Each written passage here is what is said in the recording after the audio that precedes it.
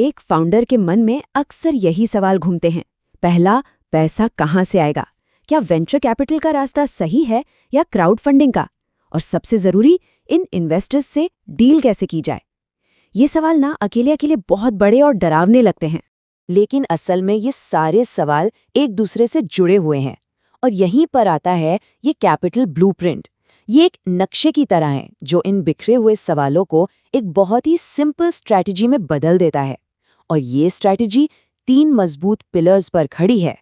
तो आज हम इसी ब्लूप्रिंट को स्टेप बाय स्टेप समझने वाले हैं। हम इसके 3 मेन पिलर्स को देखेंगे। पहला, नींव यानी कि तैयारी। दूसरा, माध्यम यानी सही रास्ता चुनना। और तीसरा, निष्पादन मतलब प्लान को एक्शन में लाना।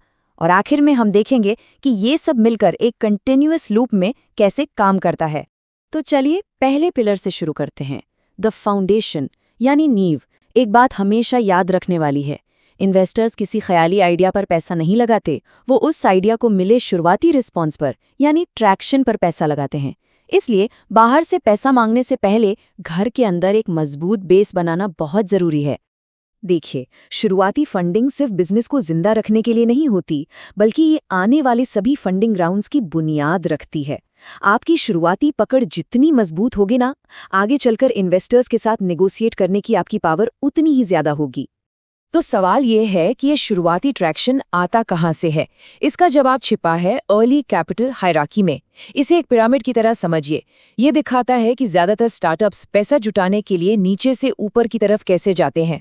सबसे नीचे है बूटस्ट्रैपिंग, जहां फाउंडर अपना पैसा लगाता है, पूरा कंट्रोल हाथ में रहता है, पर हाँ, रफ्तार थोड़ी धीमी हो सकती है। इसके बाद आते हैं दोस्त और परिवार। यहाँ भरोसा तो होता है, लेकिन रिश्तों में एक रिस्क भी रहता है। और फिर आते हैं एंजल सिंडिकेट्स। ये आपके बिजनेस को पहली बार बाहरी दुनिया से एक वैलिडेशन देते हैं, और यहीं से वैल्यूएशन का बेस बनना शुरू होता है। अब नींव का दूसरा हिस्सा है अपनी कंपनी की असली कीमत को समझना। बिजनेस की वैल्यूएशन सिर्फ कोई एक नंबर नहीं है, बल्कि एक बैलेंसिंग एक्ट है। चलिए देखते हैं ये कैसे काम करता है।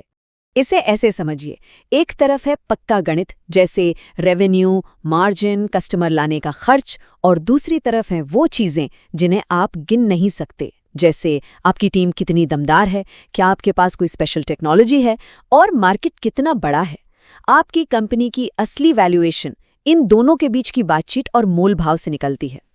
ठीक है, तो एक बार नींव मजबूत हो गई तो अब आता है दूसरा पिलर, सही माध्यम यानी व्हीकल चुनना। और ये एक बहुत ही क्रिटिकल मोड है, क्योंकि जिस रास्ते से पैसा आता है ना, वो आपकी कंपनी की दिशा और आपकी ओनरशिप को हमेशा हमेशा के लिए बदल देता है। और यहाँ पर फाउंडर्स के सामने एक बड़ा दोराहा आता है। एक रास्ता है इंस्टीट्यूशनल कैपिटल यानी वेंचर कैपिटल का, और दूसरा रास्ता है रिटेल कैपिटल यानी क्राउड फंडिंग का। देखिए, दोनों ही रास्ते आपको मंजिल तक पहुंचा सकते हैं, लेकिन दोनों की यात्रा में जमीन आसमान का फर्क है। ये फैसला सिर्फ इस बात का नहीं है कि पैसा कहाँ से आ रहा है, ये फैसला इस बात का है कि आप किस तरह की कंपनी बनाना चाहते हैं। क्या आपको बहुत तेजी से ग्रो करना है और कंट्रोल शेयर करने में कोई दिक्कत नहीं है, या फिर आपको अपनी कम्युनिटी के साथ धीरे धीरे और मजबूती से आगे बढ़ना है। वेंचर कैपिटल और क्राउड फंडिंग में कुछ बड़े फर्क हैं। वीसी से पैसा आने में थोड़ा टाइम लगता है, 3 से 6 महीने, लेकिन आता है तो बहुत बड़ा आता है, पर इसकी एक कीमत होती है। आपको बोर्ड सीट देनी पड़ती है और कंट्रोल कम होता है।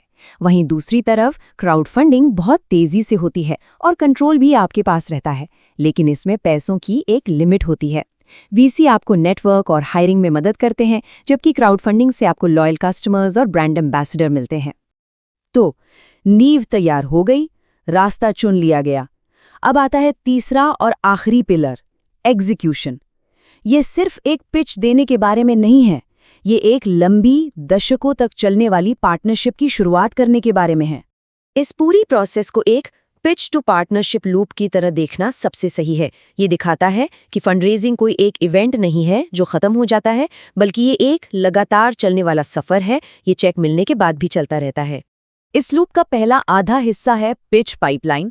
इसमें सबसे पहले सही इन्वेस्टर्स को ढूंढना, फिर अपने बिजनेस की एक दमदार कहानी बनाना, उस कहानी को पिच मीटिंग में सुनाना, और फिर ड्यू डिलिजेंस की प्रोसेस से गुजरना, जहां इन्वेस्टर्स आपकी हर बात को वेरीफाई करते हैं।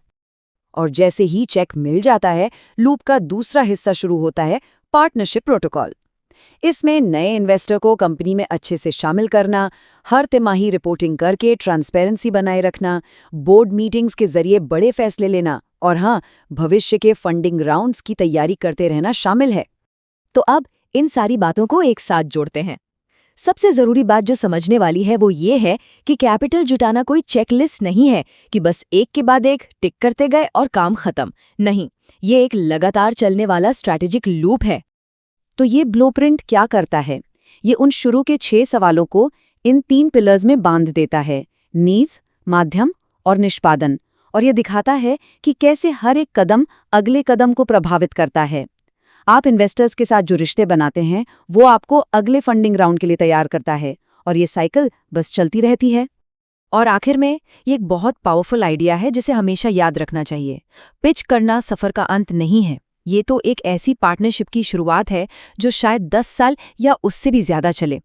जब फंडरेजिंग को इस नजरिए से देखा जाता है ना, तो ये सिर्फ एक पैसा लेने देने का सौदा नहीं रहता, बल्कि एक साथ मिलकर तय की जाने वाली यात्रा बन जाता है।